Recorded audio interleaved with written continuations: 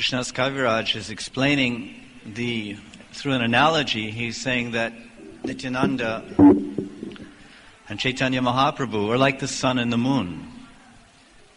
So who is the sun and who is the moon in this analogy?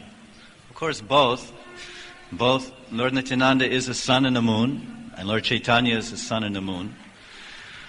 But for the purpose of one way to look at Lord Nityananda from the aspect of sun is to think of Lord Nityananda as Guru Tattva.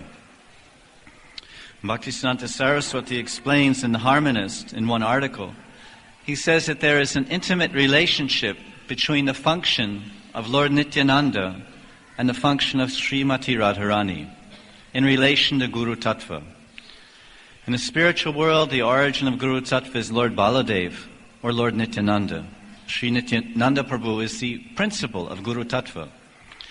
Then at a certain point, amongst the inner circle, as Bhaktisiddhanta Saraswati explains, among the inner circle of Srimati Radharani's servitors, then she is actually the Guru. Srimati Radharani is the Adi Guru, or the Guru of Prem, the Prem Guru. But Nityananda Prabhu, his relationship is that he prepares the jiva. He brings the jivas to the point where they can experience an ecstatic relationship, a bhakti ras with Krishna. So he appears in this world as the super soul, because there's no difference between Lord Nityananda and Lord Balaram. When Krishnadas Kaviraj begins to explain the glories of Lord Nityananda, he does so by establishing the glories of Lord Balaram, because Balaram and Lord Nityananda are non-different. So to understand Nityananda Tattva means that you have to understand Baladev Tattva. So Krishnadas begins by explaining in the Adi Lila Baladev Tattva, that Krishna is Vaibhav Prakash. Krishna expands himself into a form, Vaibhav Prakash, known as Baladev. Then Baladev expands himself into Shankarshan, Chatravyuha. Then the Mool Shankarshan expands into Mahashankarshan. Then Mahashankarshan expands into Mahavishnu. Then Mahavishnu, Garbhodakshay Vishnu, Kshirodakshay Vishnu. So the ultimate expansion of Lord Balaram, and the immediate expansion is Kshirodakshay Vishnu. Kshirodakshay Vishnu is the super soul. In everything, in every atom, in everyone's heart, there is Kshirodakshay Vishnu. Kshirodakshayi. The word Kshira, or Kira, means milk. So just as our mother, when we're a baby, the mother nourishes the child. She nourishes and maintains the child with her milk. So in the same way, Kshirodakshay Vishnu, the super soul, is nourishing and maintaining every single living entity. We are being maintained and nourished by the super soul. It's not food that is nourishing us, and it's not food that's maintaining us. It is the action and direction of the super soul. We simply throw one samosa in our mouth, Haribol, or one ladu, Haribol, right? Or in Nitai's case, Nityananda, he used to like this mudi. Is it right? Puffies? He liked mudi? Mudi? So he would eat this puff rice. So he liked very much. But when we take this prasad, how is it digested? How is it turned into vitamins and body tissue and everything? It's all done by the arrangement of the super soul. We haven't the faintest idea. It is beyond our imagination how we put a ladu in our mouth, or we put a samosa in our mouth, and then it comes out as fingernails, hair, eyes, skin. All we know is, oh, very good, Jai Ho, Mahaprasad. But this is all the function of the super soul. So the super soul is maintaining it and nourishing us. So that same super soul is Nityananda. Because when the jiva becomes thirsty, and hungry for prema, just like when we're thirsty and hungry, we must be nourished. The baby cries. He cries, "Oh mother, I'm thirsty, I'm hungry, please nourish me, please maintain me." And she offers her breast and gives her milk. Shiro, Kshirodakshai. So everyone, every living entity, devotee or non-devotee, is being maintained and nourished by the Supersoul, knowingly or unknowingly. The devotee becomes aware of it. But when a devotee, when the jiva, through the evolution of his consciousness and the accumulation of his sukriti and pious activities, he starts to cry out in hunger, I'm hungry. I'm hungry for what? I'm hungry for prem. I want love of God. I'm tired of love of matter. I don't care about this material world. I'm fed up with it. I'm disgusted with it. When he's crying out, I want God. Please help me. Please save me. Please reveal yourself to me. Please show yourself to me. Please guide me. Please illuminate me.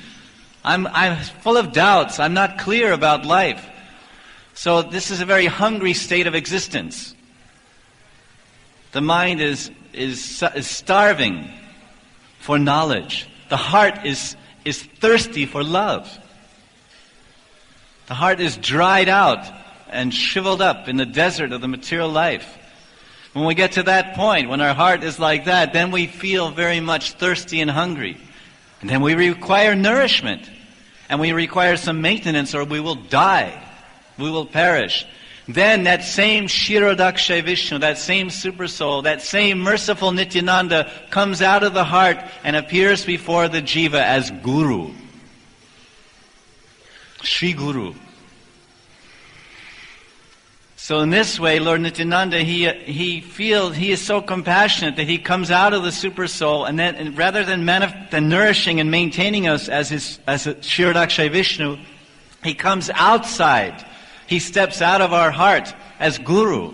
Then he begins to nourish us and maintain us by his instructions and by his kripa. So then the Guru that's why we say Sri Guru is a representative of Nityananda. Because the Guru potency, the Guru Shakti, that Shakti is Nityananda. And the jivas themselves, the jivas are a potency of Nityananda. The jivas are a Shakti of Nityananda. How is that? How are the jivas a Shakti of Nityananda? How are the jivas a potency of Nityananda? Because Nityananda, as we explained, he is Balaram. Balaram expands into Mahavishnu. And where do the jivas come from? They come from Mahavishnu, Jiva Shakti. We are Tatastha Shakti, Jiva Shakti. We are a potency. We are a Shakti. We are not Shaktiman. We are Prakriti. We are to be enjoyed. Krishna is the Supreme Lord, the Purusha. So we are all potencies of Nityananda.